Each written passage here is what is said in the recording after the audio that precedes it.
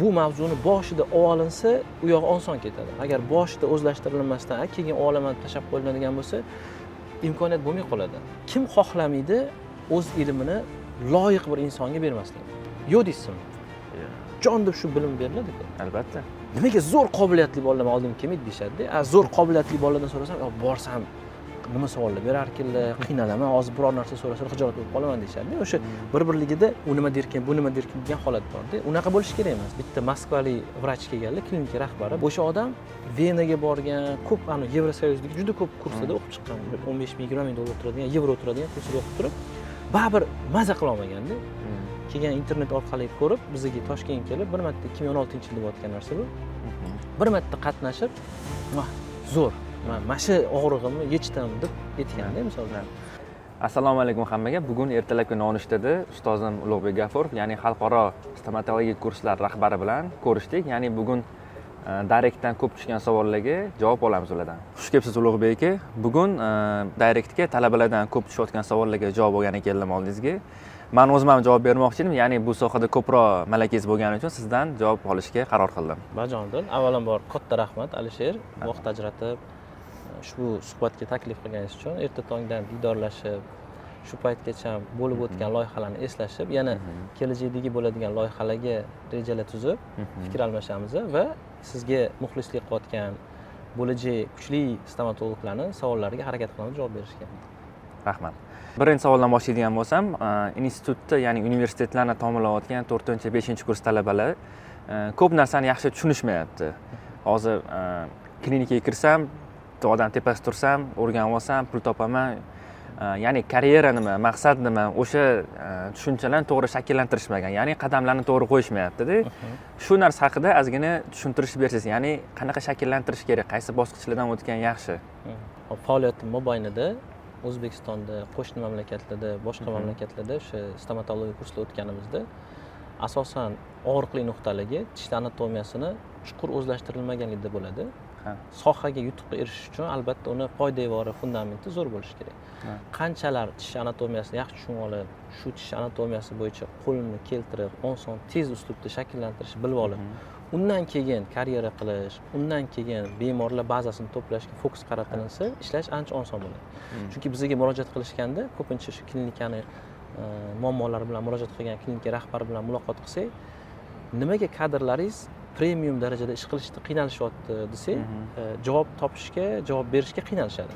Keyin rahbar bir xonaga joylab, choy ichib turing, kofe ichib turing deb kadrlar bilan muloqot qiladigan bo'lsa, kadrlar bizni tish anatomiyasi siz aytgandek bilmaymiz degan bir xijolatli javob berishadi. Shuning uchun men tavsiya qilgan bo'lardim, oliygoh o'qish mobaynida albatta oliygohni dasturiga salbiy ta'sir ko'rsatmagan holda mustaqil tish anatomiyasini chuqur o'rganish. Buning uchun hozir dunyoda juda ko'p kontent yuritayotganlar bor. Shu qatorda siz ham kontent yuritasiz, mana shu sohaga foydali bo'lsin deb, ayniqsa o'zbek tilida bo'layotgan yana ham foydali. Mana shunaqa bor resurslardan foydalanib, aynan shu misol uchun bitta bilimlarni agar segmentlarga bo'ladigan bo'lsak, mana shu joyiga imkon qadar oliygoh yakunlaguncha to'la bilimga ega bo'lishi to'g'ri deb bilaman. O'shandagina keyingi bosqichga ishonch bilan nazar solish, ishonch bilan reja tuzish oson bo'ladi. Va men sizni kontentlaringizda ko'raman, sizni kursingizga yosh katta stomatologlar ham keladi.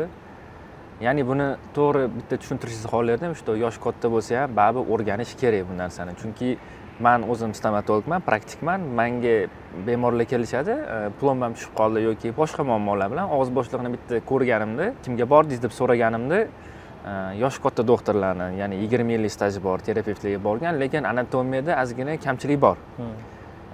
Shu tomonlama baribir men o'ylayman, 20 yil ishlagan bo'lsa ham anatomiyani baribir bilishi kerak stomatolog. Shunaqa. Shu haqida fikringizni bilmoqchi edim, qanchalik muhim? Bu og'riqli savol. To'g'risi otam tengi, onam tengi zo'r mutaxassislar bor.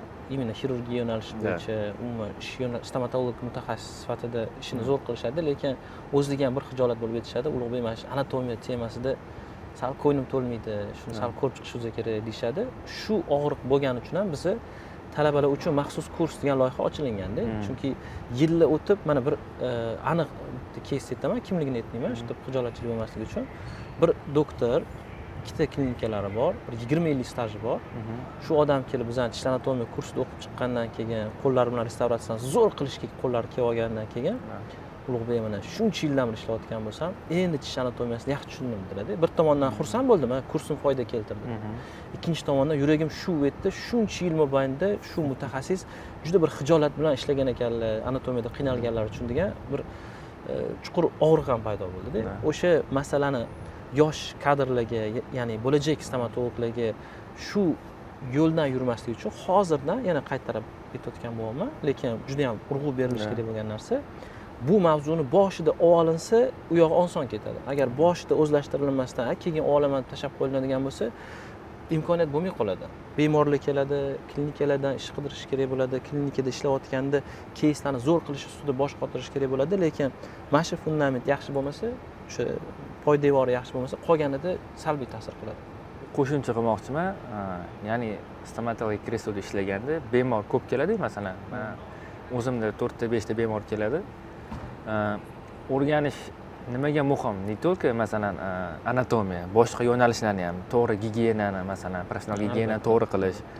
Ya'ni men so'rayman-da, kim doktoringiz bo'lgan? Masalan, Ulug'bek G'afurov desa, mana shu tish lecheniya qilganmi deydi. Ko'rib, vrachlarning ichida ham obro' e'tibor bo'lishi kerak degan narsa bor-da. Ya'ni o'sha vrach boshqa vrach oldida o'zini obro'sini ham tushirib qo'yadi, masalan, 20 yillik doktor mana bunaqa mashinada yuradi degan bir qanaqadir nom bor-da, lekin mana shu plombezi, mana shu doktor qo'ygansiz, mana shu qo'ygansiz, siz xayolingizda boshqacha odam bo'lganda, ishiga ya'ni qat'iy yondashadigan, ya'ni mas'uliyat bilan yondashadi, lekin ko'rasiz o'zi qilib qo'ygan ishi, ya'ni obro'si ham tushib qoladi deb o'ylayman vrachlarning orasida. Endi bu masalada yana qaytarib aytaman, og'riqli masala. Chunki mana hozir bizni telefondan, kompyuterdan, kameralardan bemalol foydalanamiz, bizga muammolik yo'q. Lekin ota-onalarimizga beradigan bo'lsa, ularda qiyinchilik bo'lishi mumkin. Shuning uchun men bu vaziyatda kimnidir aybdor deb topishni bilmayman, lekin mana shu joyda qiynalishayotgan bo'lsa, yechimi hozir bor.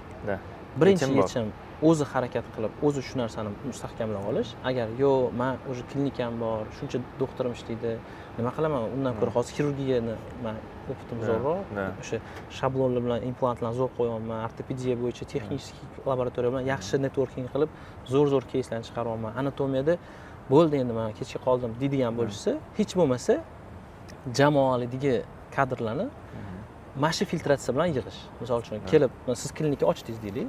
Ish boshlayapsiz, ishni zo'r qilyapsiz, ko'nglingiz to'lyapti, lekin yil o'tgan sayin texnologiyalar rivojlanib, yana bir ajoyib anaqa imkoniyatlar paydo bo'lishi mumkin. O'sha paytda baribir tishlar anatomiyasi bo'yicha filtratsiyani qilmasdan komandaga qo'shilsa, ming texnologiya zo'r bo'lgani bilan tish shaklini yaxshi tushunmasa, u yog'iga qiyinchilik bo'lishi mumkin-da. Shuning uchun yechim sifatida men ikkita variantni ko'raman, ikkita yo'nalish ko'raman. Birinchisi, o'sha doktor agar rostdan ham qiynalyapman desa, yechimi bor. Toshkentda bo'lishi shart emas. Mana bizda bitta moskvalik vrach kelganlar, klinika rahbari, bir nechta klinika filial ochganda Moskvada faoliyat yuritadi. O'sha odam Venaga borgan, ko'p Yevrosoyuzdagi juda ko'p kurslarda o'qib chiqqan, 15 ming, 20 ming dollar turadigan, yevro turadigan kurslarda o'qib turib, baribir maza qila olmaganda. Keyin internet orqali ko'rib, bizga Toshkentga kelib, bir marta 2016-yilda bo'layotgan narsa bu. Bir marta qatnashib, zo'r, mana shu og'rig'imni yechdim deb aytganda, misol uchun. Aytmoqchi bo'layotgan narsam, texnologiyalar rivojlanaveradi, sohamiz rivojlanaveradi, lekin fundament, poydevor baribir shu mavzu bo'lib qolaveradi. O'shaning uchun hozir bu yerda menga shaxsan shuni ichida bo'lganim uchun, aynan shu og'riq bilan bizga murojaat qilayotgan klinika rahbarlari, katta tajribali doktorlar bilan muloqot qilayotganim uchun rosa anaqa qiynalaman. Keling, birinchi tish anatomiyasini hal qilaylik deyishga ham ba'zida xijolat bo'laman-da. Chunki ular uchun ancha oldin o'tib ketilgan narsa-da. Lekin yechimi baribir shunga borib taqaladi. Yechimi tish anatomiyasini mustahkam o'zlashtirib, keyingi misol gistologiya temasi, yumshoq to'qimalar bilan ishlash va hokazo o'tib ketiladigan bo'lsa, u zo'r. Endi klinika ochgan rahbar komandasiga olayotganda olingan tishlarni sterilizatsiya qilib, mana qaysi tish, bu qaysi tish deganda agar bo'lajak mutaxassis ko'rib, bu mana tish, bu yuqori jag'malar, bu pastki jag'malar deb beradigan bo'lsa, adashtirmaydigan bo'lsa, bo'ldi. Kamida yarim yillik qiyinchilikni yengib o'tilgan bo'ladi. To'g'ri kelmasa, yo'q, yaxshi bilmas ekansiz. Oldin anatomiyani mana Alisher Iminov kontentlar bor, o'sha o'rganing. Ulug'bek G'afurov kontent o'tayotgan. Umuman o'zi internetda tiqilyapti. Juda ko'p foydali ma'lumot bor. O'shalardan ba'zan to'playdi, keyin yana bir suhbat qilib ko'ramiz desa, u doktorga ham yaxshi. Chunki bo'ladi misol gaz bilan pedalni anaqa tormoz bilan gaz pedalini adashtiradigan odam mashina haydasa qanaqa katastrofa bo'lishi mumkin. Xudo ko'rsin, biror kun bosib ketib qolishi mumkin. Davolanishda ham tishni shaklini yaxshi tushunmaydigan odam agar restavratsiya qiladigan bo'lsa, ishni nabzasini chiqargan bo'ladi.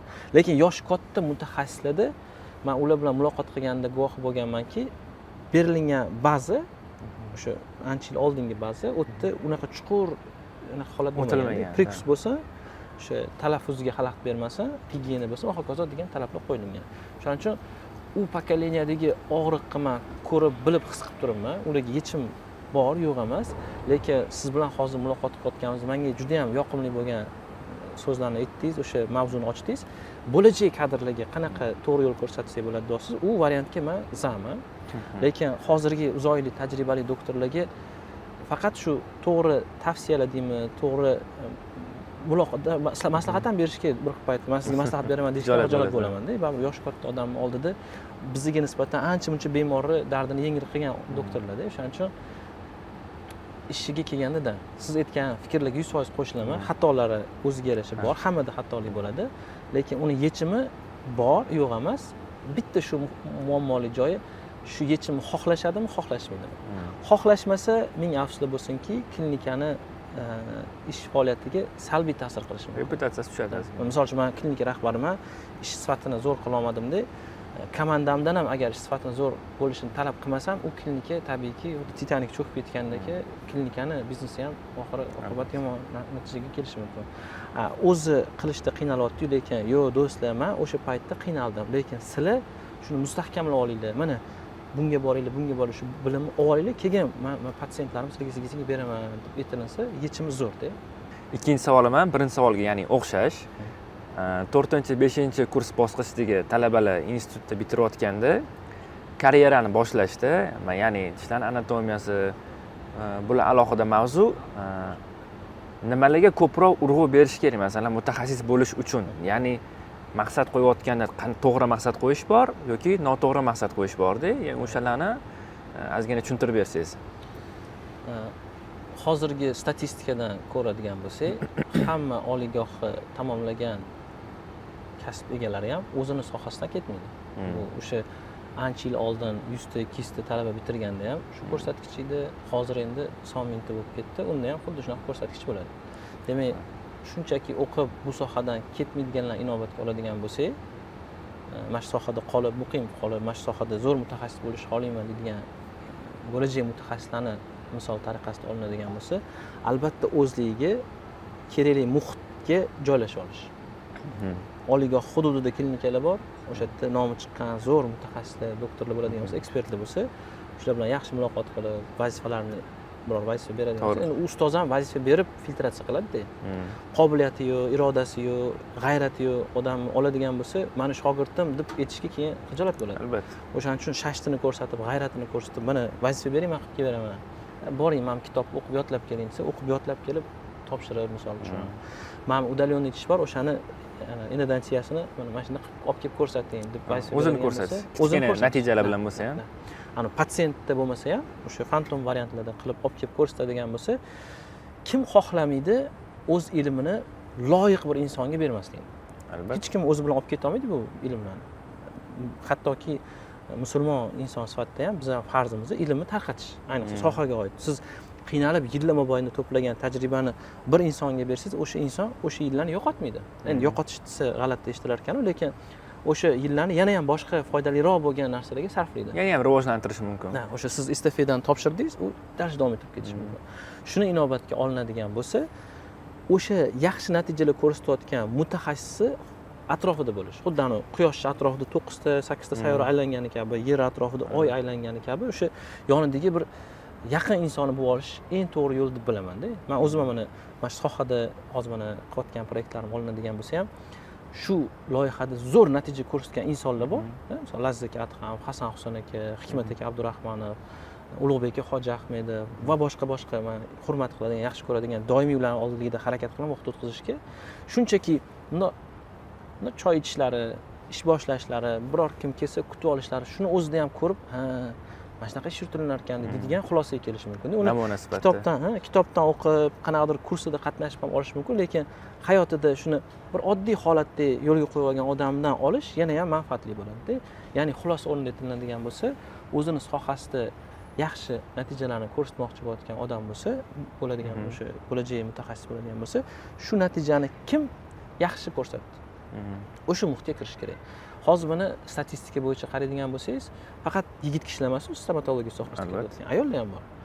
Baxtimizga hozirgi kunda ayollar asos solgan klinikalar ham kam emas. Suroyappa bilan ko'p anaqa hamkorlik qilingan, Invite degan klinika ochganlar, Zarnigor Latipovna, ular ham zo'r klinika ochganlar, Aurum Dent degan, yana boshqa klinika rahbarlari bilan doimiy muloqotda bo'lib turamiz. Ular ham aytishadi, qaniydi men jamoamda mana shu qobiliyatli talabalar bo'lsa, mana nima deydi? Ish ko'p, anaqa kadr kerak emas degan gap aytishmaydi klinika rahbarlari. Yaxshi qobiliyatli odam bo'lsa, yana jamoani kengaytiradi deyishadi-da. U qobiliyatli bola o'zini kelib ko'rsatmasa, qayerdan biladi? O'shaning uchun hech bo'lmadi deganda bitta mavzuni chuqur o'zlashtirib, o'sha mavzuni bir ustozga borib tahliliy qilib javob berilsa, misol siz misolingizni oladigan bo'lsak, Vinir bo'yicha o'zingizni как ekspert sifatida pozitsiyalaringiz qilinadi. Mana ishlaringizni ko'rib, siz ketayotgan yo'lni ko'rib bir xursand bo'laman. Demak, mana shu yo'ldan dars ketadigan bo'lsalar, davom ettiradigan bo'lsalar, shu yo'lni O'zbekistonda premium segmentdagi zo'r vinirlarni tayyorlaydigan mutaxassis bo'lish mumkin. Yosh, o'z yoshlariga nisbatan. Siz tengqurlaringiz orasida, misol uchun, kam deb bilaman-da. Endi shu yo'lda ketayotganingizda bir qobiliyatli inson kelib oldingizga, yigit kishimi, qiz talabami, Alisher aka, mana shu keyslaringizni ko'rdim. Mana shu bo'yicha menga maslahatlar bersangiz, sizni bosib o'tgan yo'lni bilganingiz uchun osonroq yo'llarni tavsiya qila olasiz. Mana men tish, shuni borib o'zingiz chaqlayingda. O'shanga hech bo'lmasa kompozitdan restavratsiya qilib keling, misol uchun.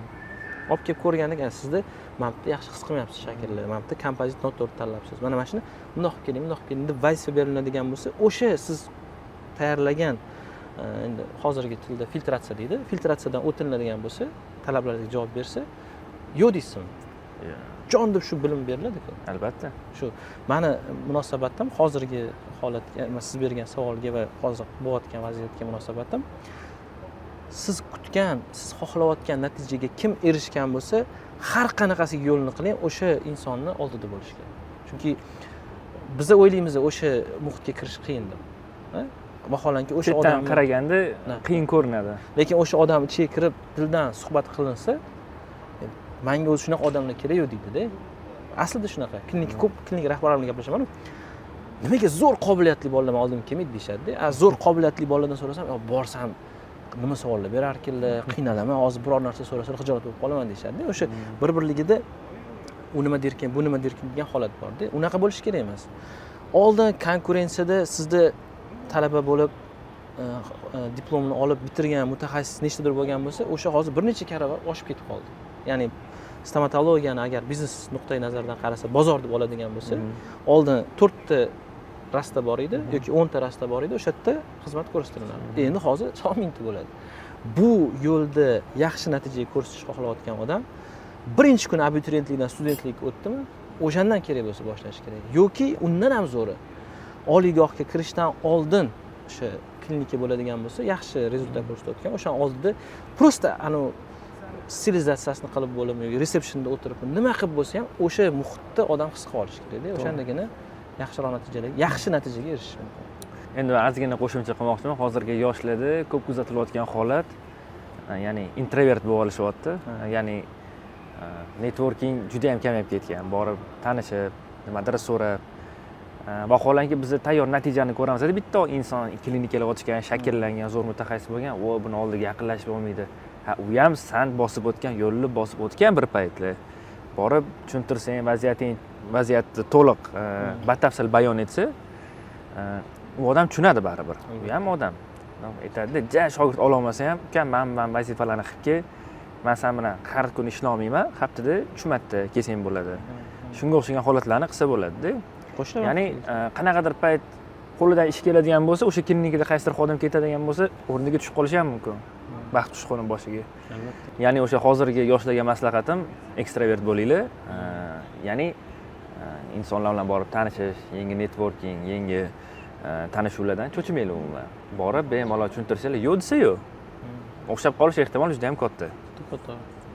Buni ekstravert bo'lishi ijobiy tomoni, ya'ni introvert yopiq inson, ochilmaydi, hammaga kelib salom alaykum qilmaydi. O'zini dunyosida yuraveradi. Ha, ekstravert ochiq, kelib hamma bilan gaplashib keta oladi.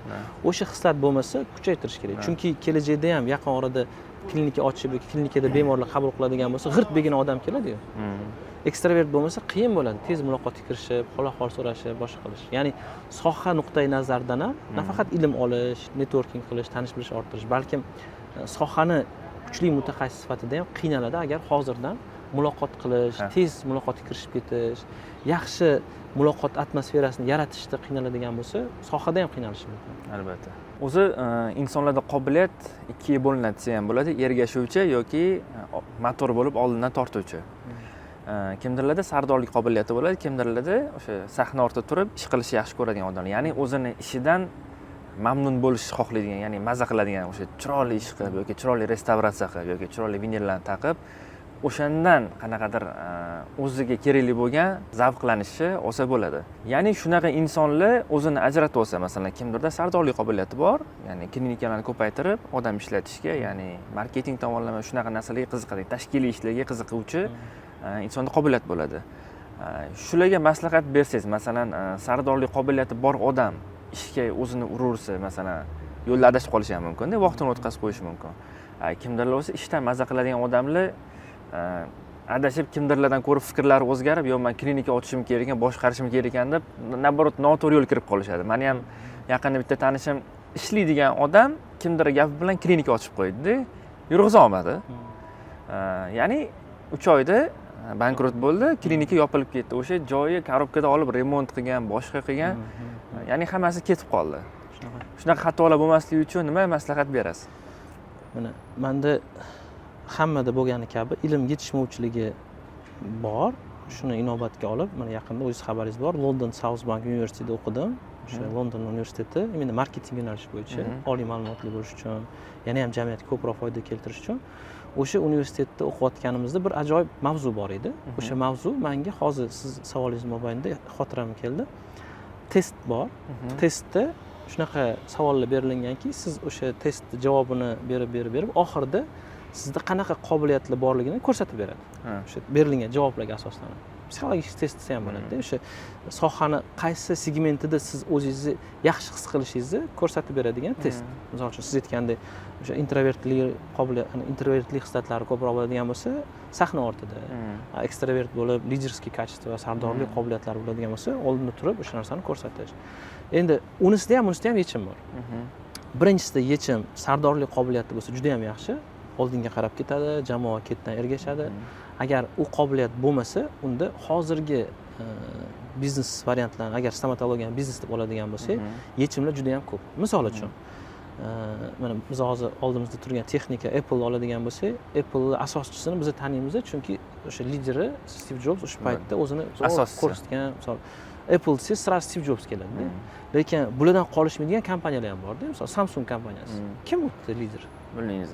Biz brendni taniymiz, lekin lideri kimligini bilmaymiz, misol uchun. Yoki boshqa brendlarni ham olishingiz mumkin. Honda degan, misol familiyaga qo'yilgan, Honda, Toyota va hokazo. Umumiy olganda bilamiz, что kimnidir o'sha surname qo'yilgan, familiyasiga qo'yilgan yoki ismiga qo'yilgan Chevrolet degan brend bor, misol uchun Mustang degan brend yoki Ford degan brend, misol. Hamma brendlar o'ziga yarasha taniqli. Lekin hammasini ham sardori borligini biz bilmasligimiz mumkin.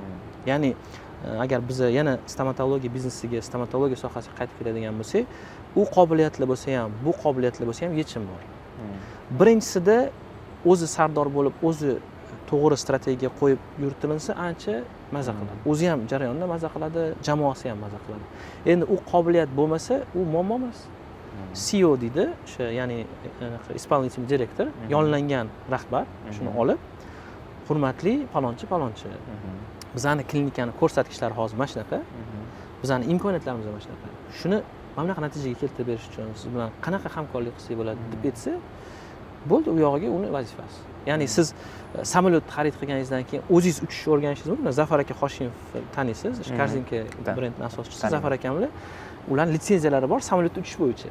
Va majburiyatlari bor har nechadir muddatda samolyotda uchib turishlari kerak, bo'lmasa olib qo'yadi anaqasini, ruxsatnomasini. Chunki anaqa qo'l chiqib ketmaganini isbotlab turish kerak-da.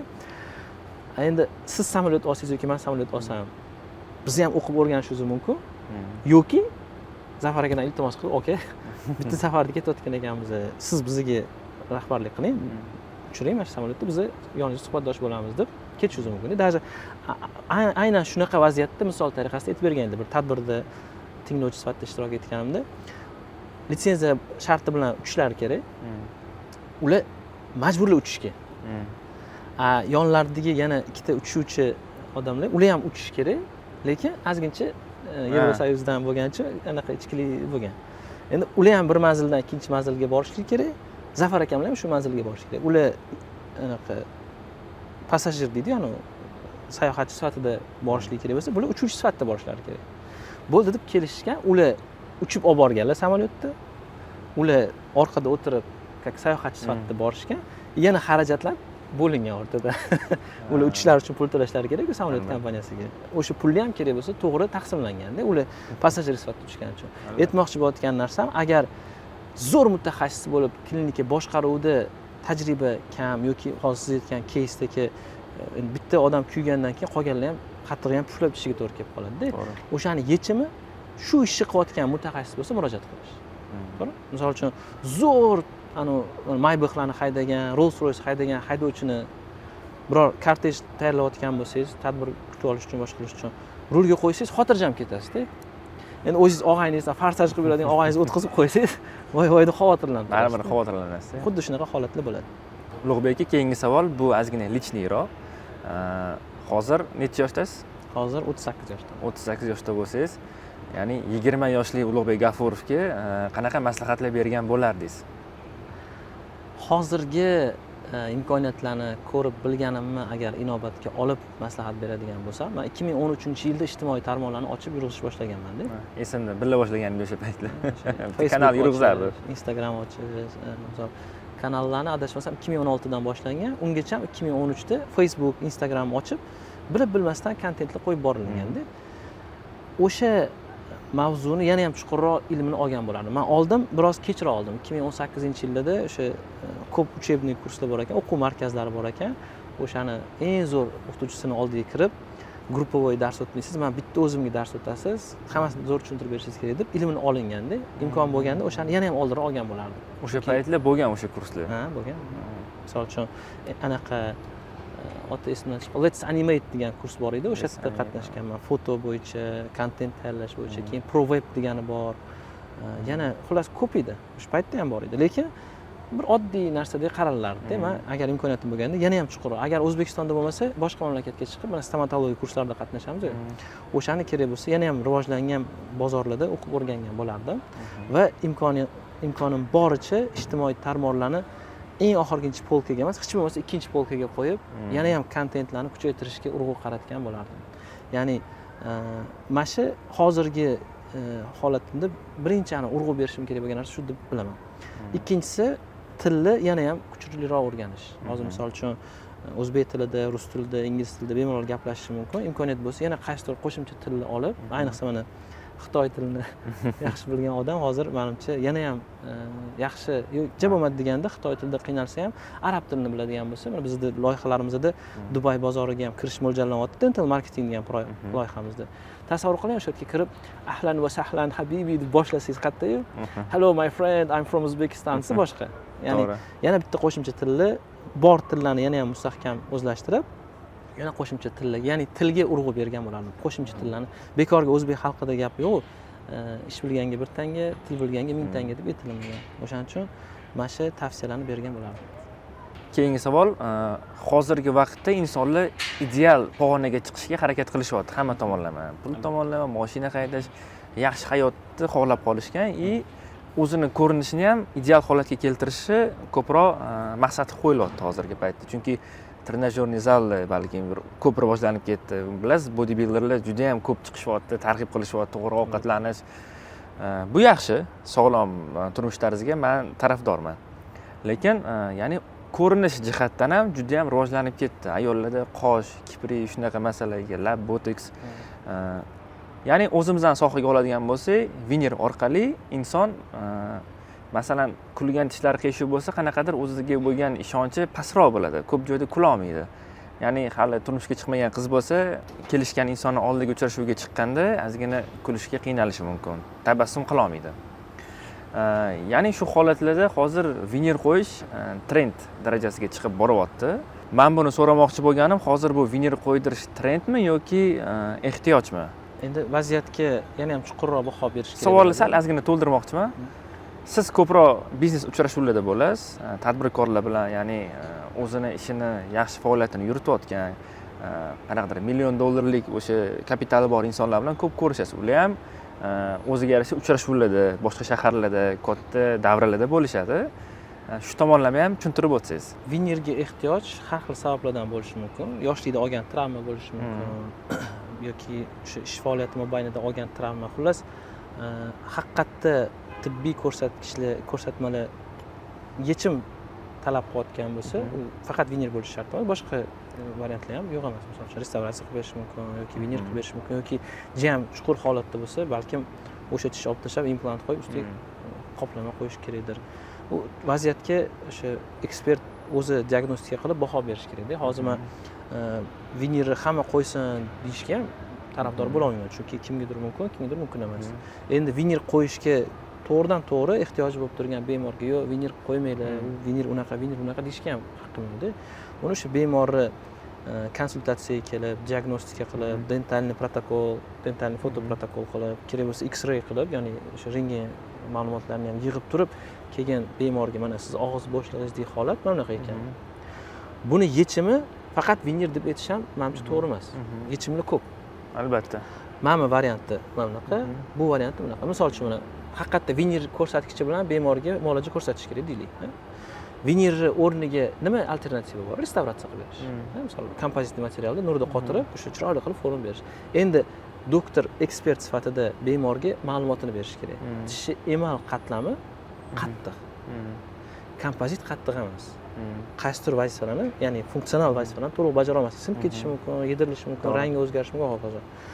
Vinir har holda minerallardan tayyorlangan, o'sha press keramika bo'ladimi, boshqa materiallar. Bosim qarshiligi emalga yaqin keladi. Emalli tarkibiga yoki emalli xususiyatlariga yaqinroq material. Shuning uchun bunda tayyorlansa, to'g'ri, sizga moliyaviy tomonlama ko'proq xarajat bo'lishi mumkin. Lekin tishni bajarish kerak bo'lgan vazifalarni bu to'liqroq bajarib beradi.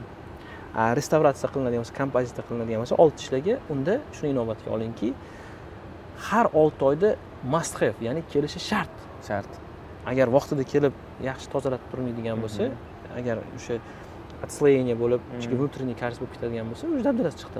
Vinirga ham almashtira olmaydi, koronka qilish to'g'ri kelib qolishi mumkin. Shuni inobatga olinadigan bo'lsa, stomatologiyachi bilasizmi, to'liq tibbiy yo'nalish ham deyishga men qiynalaman-da. Mana misol uchun bemor keldi. Keling, vinir emas, boshqa tish protezni olaylik. Misol, mana shu 10 ta tishini vinir bo'la qolsa mayli, vinir mavzusini davom ettirish uchun. Menga deyapti, mana shu qand kabi oppoq bo'lsa deyapti. Aytishingiz mumkin. Yo'q, sizni tishingiz rangi sal bunaqaroq ekan, bunaqa deyishingiz mumkin. Ya'ni biz bemor bilan yoki bemor o'ziga rang tanlash, shakl tanlash imkoniyatini bera olmaydi-da. Bu qanaqadir servisga o'tib ketib qoldi, biznesga o'tib ketib qoldi. Endi xuddi shunaqa vaziyat yurak doktori bilan bo'lib qolsa-da, mana misol uchun yuragim bezovta qilyapti, yurakni anaqa transplantatsiya qilish kerak, almashtirish kerak. Transplantatsiya deymiz. Yurak almashtirish muolajasiga ehtiyoj bo'lib qoldi deylik. O'sha kardiokirurg deydi-ku. Aytmaydi-yu menga, Ulug'bek, sizga pushti rang bo'lsinmi yoki to'q qizil rang bo'lsinmi yurak demaydi-ku. Sizga yarim kilolik bo'lsinmi yoki 300 grammlik bo'lsin demaydi-ku. Yurak nima qilsa, vazifasini bajarsin. Odam tirik qolsin deydi. Stomatologiyada qaysidir joyda bemorning ham aralashuvi bo'lgani uchun biza ikki xil noqulay holatga tushib qolishimiz mumkin. Birinchisi, siz zo'r qilib berdingiz mutaxassis sifatida.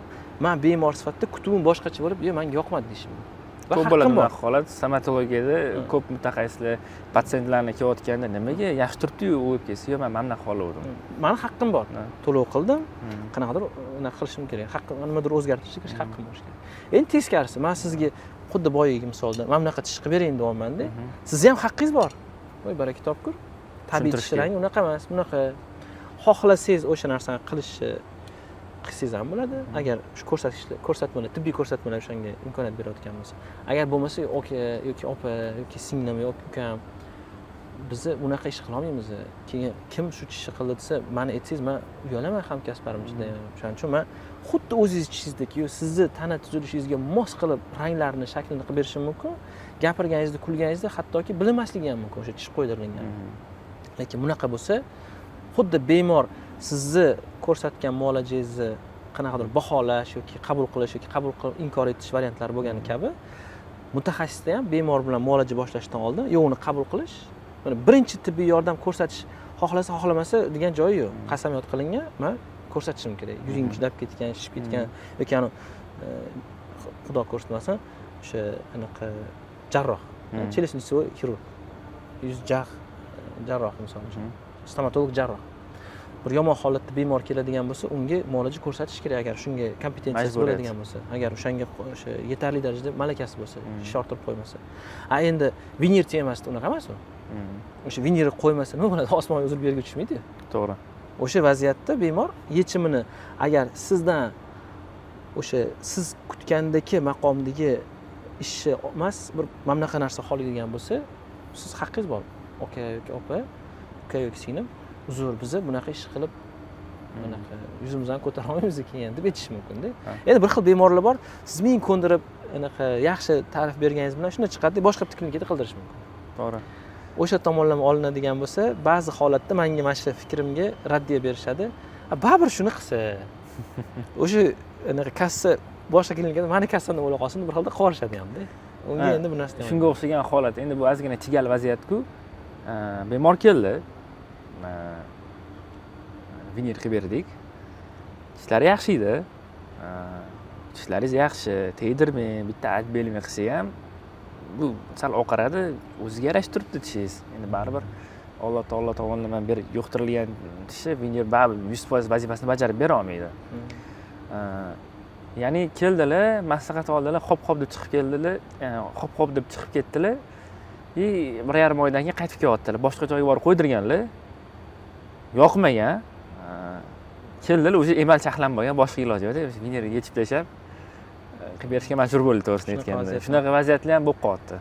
Mana shu keysni siz jamiyatga foyda keltirish niyatida faoliyat yuritayotgan mutaxassis sifatida qilishingiz mumkin.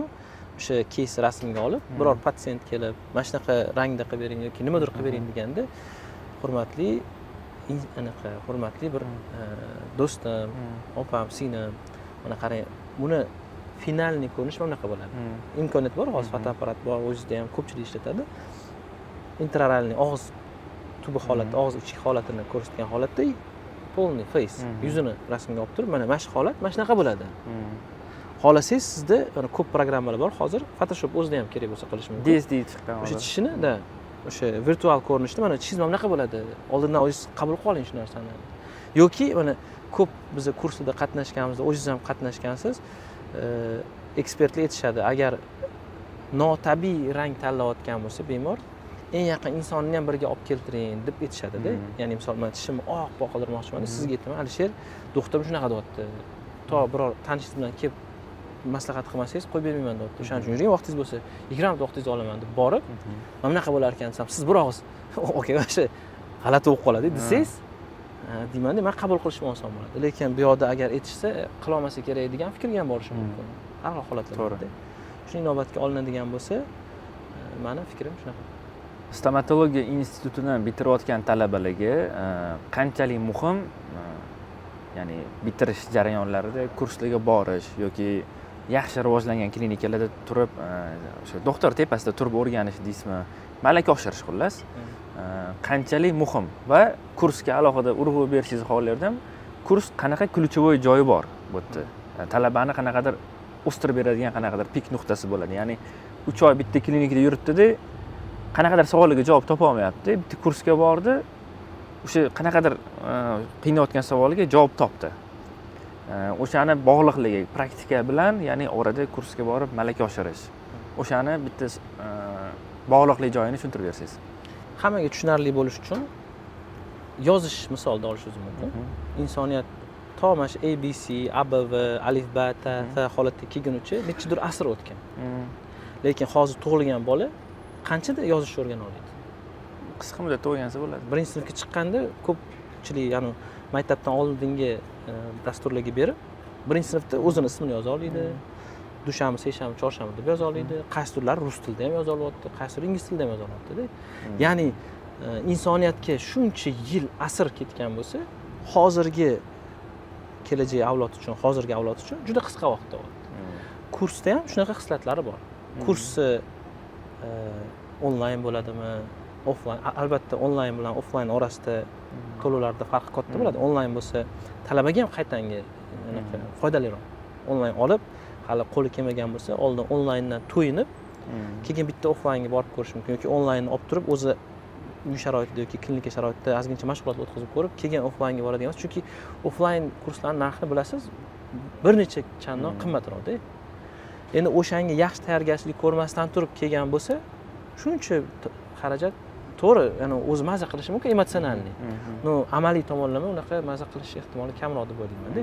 O'shaning uchun kursga bo'lgan munosabatim shaxsan o'zim ham kurslarning hisobiga yillarni anaqa bosib o'ta oldim deb ayta olaman-da. Misol uchun 10 yillab ketadigan joyga 9 oy, 1 yilda chiqib qolishi mumkin agar shu ilmni kuchli mutaxassislardan, o'sha ishchi ekspertlardan olinadigan bo'lsa.